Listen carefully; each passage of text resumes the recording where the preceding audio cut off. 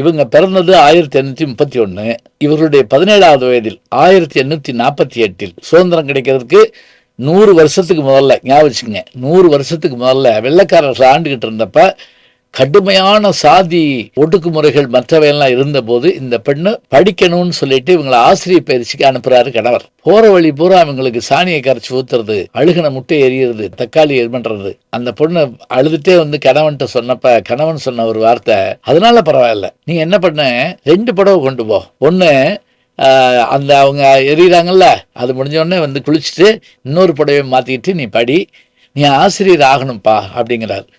சாவித்திரி பாய் பூலே 1000 சிரமங்கள் இருந்தாலும் கூட இவங்க என்ன பண்ணாங்க, படிச்சுட்டு 9 மாணவிகளோட முதல் பெண்களுக்கான ஒரு பள்ளியை தொடங்குறாங்க. அது கொஞ்சம் கொஞ்சமாக கூடி 200 பேருக்கு மேல வந்துடுறாங்க.